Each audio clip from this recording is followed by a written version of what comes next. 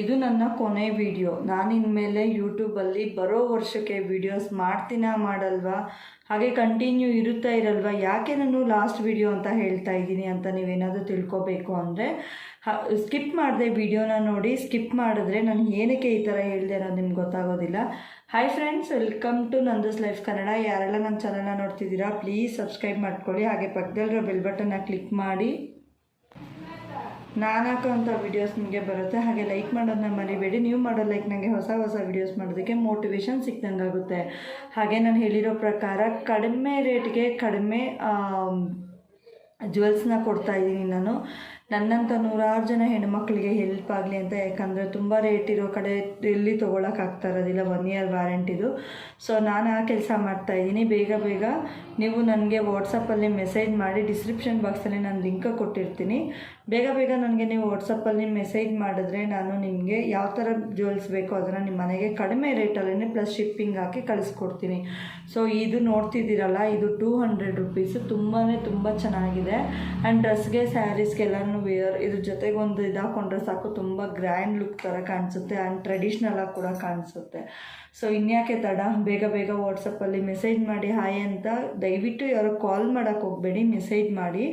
ಕೆಳಗಡೆ ನನ್ನ WhatsApp number ಕೊಟ್ಟಿರ್ತೀನಿ, ಅದರಲ್ಲಿ ನೀವು ಮೆಸೇಜ್ ಹಾಕಿ ನನಗೆ ಯಾವುದು ಬೇಕು ಅಂತ ಹೇಳಿ ನೀವು ಕೇಳಿದ್ರೆ ನಾನು ರಿಟರ್ನ್ ನಿಮಗೆ ಹೇಳ್ತೀನಿ.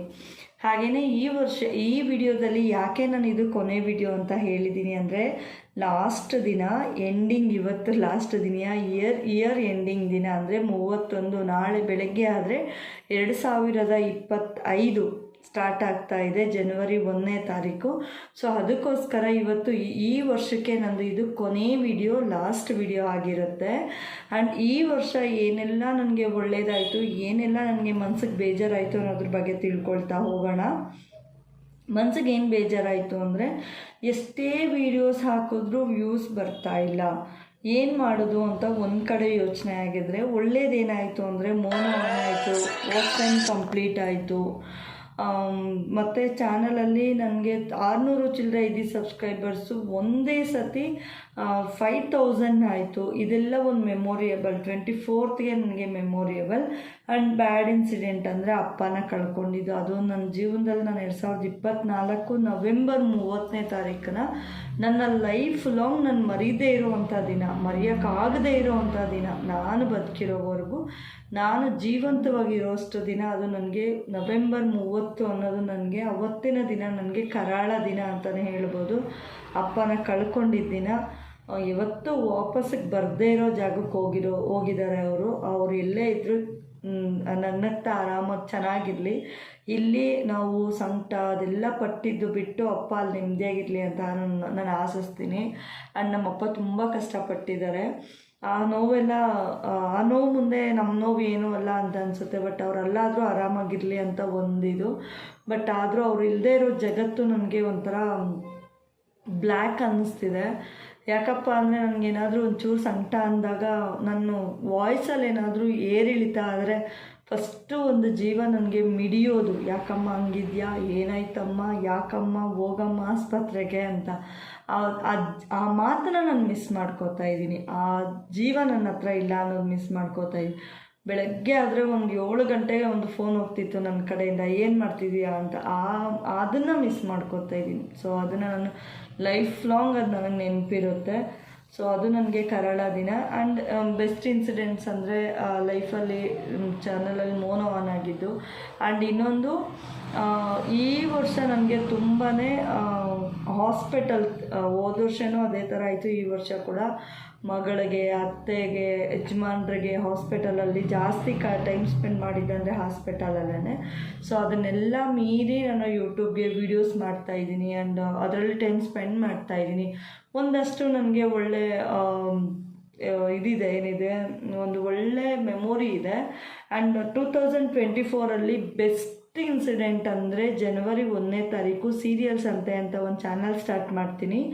ಅದರಲ್ಲಿ 1ನೇ ತಾರೀಕು ಯಾವುದೇ ವ್ಯೂಸ್ ಬರೋದಿಲ್ಲ. 2ನೇ ತಾರೀಕು ನಾನು ಅಂದ್ಕೊಂಡೇ ಇರಲ್ಲ, 10,000 ಒಂದೊಂದು ವೀಡಿಯೋಗೆ ಬರುತ್ತೆ. ಫೆಬ್ರವರಿ ಮಾರ್ಚ್ ಒಳಗಡೆ ನಂದು ಮೋನೋ ಆನ್ ಆಗುತ್ತೆ, ಬಟ್ ಅಮೌಂಟ್ ಬಂದಿರೋದಿಲ್ಲ. ಅದು ಬೆಸ್ಟ್ ಇನ್ಸಿಡೆಂಟು. ಯಾಕದು ಬೆಸ್ಟು ಅಂತ ಹೇಳ್ತೀನಿ ಅಂದರೆ, ಚಾನಲ್ ಸ್ಟಾರ್ಟ್ ಮಾಡಿ 3 ತಿಂಗಳಿಗೆ ಮೋನೋ ಆನ್ ಆಗುತ್ತೆ ನಂದು. ಬಟ್ ದುಡ್ಡು ಬರೋದಿಲ್ಲ, ಬಟ್ ಮೋನೋ ಆನ್ ಆಗುತ್ತೆ, ಒಳ್ಳೆ ರೀಚ್ ಸಿಗುತ್ತೆ. ಒಂದೊಂದು ವಿಡಿಯೋಗೆ 40-45 ಸಾವಿರ ವ್ಯೂಸ್ ಬರುತ್ತೆ. ಸೊ ಅದು ಒಂಥರ ಬೆಸ್ಟ್ ಅಂತಲೇ ಹೇಳ್ಬೋದು. ಅದರಲ್ಲಿ ನನಗೆ ಒಂದು ಮೆಮೊರಿ ಇದೆ. ಈ ವರ್ಷ ನಾನು ಏನಾದರೂ ಸಾಧನೆ ಮಾಡಿದ್ದೀನಿ ಅಂದರೆ ನಾನು ಈ ಥರ ಮಾಡಿ ಇದನ್ನು ಸಾಧನೆ ಮಾಡಿದ್ದೀನಿ ಅಂತ ಹೇಳ್ಕೊತೀನಿ. ಸೊ ಅದು ಬೆಸ್ಟ್ ಅಂದರೆ ಬೆಸ್ಟ್ ಇನ್ಸಿಡೆಂಟ್ ನನಗೆ. ಆ್ಯಂಡ್ ಇನ್ನು ನಾರ್ಮಲ್ ಎಲ್ಲ ಇದು ಹಾಸ್ಪಿಟಲು ಅದು ಮೋನೋ ಆನ್ ಆಗಿದ್ದು ಇದೆಲ್ಲ. ಸೊ ಹೀಗೆ ನನ್ನ ಪ್ರಯತ್ನ ನಾನು ಬಿಡೋದಿಲ್ಲ. ಯಾಕೆ ಬಿಡೋದಿಲ್ಲ ಅಂದರೆ ಇಷ್ಟು ಕಷ್ಟಪಟ್ಟು ನಾನು ವಿಡಿಯೋಸ್ ಮಾಡ್ತಿದ್ರೆ ಕೂಡ ವ್ಯೂಸ್ ಬರ್ತಿಲ್ಲ ಅಂದಾಗೂ ಮನ್ಸಿಗೆ ಬೇಜಾರಾದರೂ ಪರವಾಗಿಲ್ಲ. ಯಾಕೆ ಬಿಡಬೇಕು? 1,000 ವಿಡಿಯೋಸ್ ಆದರೂ ಪರವಾಗಿಲ್ಲ, ವ್ಯೂಸ್ ಇವತ್ತಲ್ಲ ನಾಳೆ ಬರುತ್ತೆ. ನಾನು ಒಳ್ಳೆ ಕಂಟೆಂಟ್ ಕೊಡ್ತಿದ್ದೀನಿ, ನನ್ನ ಕಂಫರ್ಟಬಲಲ್ಲಿ ನಾನು ವಿಡಿಯೋಸ್ ಮಾಡ್ತಿದ್ದೀನಿ. ಇನ್ನೊಬ್ರ ಹತ್ರ ಹೋಗಿ ನಾನು ಯಾವುದೇ ದುಡ್ಡು ಕೊಟ್ಟು ಯಾವುದನ್ನು ನಾನು ಮಾಡಿಸಿಲ್ಲ, ನನ್ನ ಇದರಲ್ಲಿ ನಾನು ಮಾಡ್ಕೊಂಡಿದ್ದೀನಿ. ಸೊ ಅದು ನನಗೆ ಹೋಪ್, ನನ್ನ ಮೇಲೆ ನನಗೆ ಹೋಪ್ ಇದೆ ಅಂತ ಹೇಳಿ ನಾನು ಅಂದ್ಕೊಂಡು ವಿಡಿಯೋಸ್ ಮಾಡ್ತಿದ್ದೀನಿ.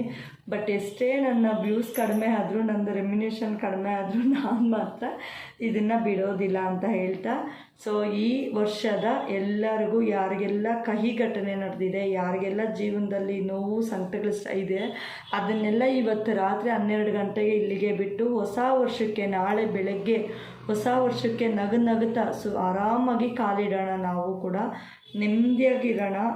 ಏನೇ ಬಂದರೂ ಹೋಪ್ಸ್ ಕಳ್ಕೊಳ್ಳೋದು ಬೇಡ. ಆ್ಯಂಡ್ ನನ್ನ ವ್ಯೂವರ್ಸ್ ಯಾರೆಲ್ಲ ಇದ್ದೀರಾ, ಹೊಸ ವರ್ಷಕ್ಕೆ wish you happy new year. ಎಲ್ಲರೂ ನೀವು ಅಂದ್ಕೊಂಡಿರೋ ಇದನ್ನೆಲ್ಲ ಆಗಲಿ, ನಿಮ್ಮ ಅಂದ್ಕೊಂಡಿರೋ ಕೆಲಸ ಆಗಲಿ, ನಿಮ್ಮ ಅಂದ್ಕೊಂಡಿರೋ ಕೆಲಸಗಳೆಲ್ಲ ಗ್ರೋ ಆಗಲಿ ಅಂತ ಕೇಳ್ಕೊಳ್ತಾ, ಥ್ಯಾಂಕ್ ಯು ಸೊ ಮಚ್ ಇಷ್ಟೊತ್ತು ನನ್ನ ವಿಡಿಯೋ ನೋಡಿದ್ದಕ್ಕಾಗಿ. ಮತ್ತೊಮ್ಮೆ ಹೇಳ್ತಾ ಇದ್ದೀನಿ, ನಾನು ಅಂದರೆ 1 ಇಯರ್ ವ್ಯಾರಂಟಿ ಇದು ಜ್ಯುವೆಲ್ಸ್ ಇದು ಮಾಡ್ತಿದ್ದೀನಲ್ಲ. ಸೊ ಯಾರಿಗೆಲ್ಲ ಇಂಟ್ರೆಸ್ಟ್ ಇದೆ ಬೇಗ ವಾಟ್ಸಪ್ಪಲ್ಲಿ ಮೆಸೇಜ್ ಮಾಡಿ, ಏನು ಆರ್ಡರ್ಸ್ ಇದೆ ಅದನ್ನು ಬೇಗ ಮಾಡ್ಕೊಳ್ಳಿ. ಒಂದು ಸತಿ ಬಂದಿದ್ದು ಆರ್ಡರ್ ಇನ್ನೊಂದು ಸತಿ ಬರೋದಿಲ್ಲ.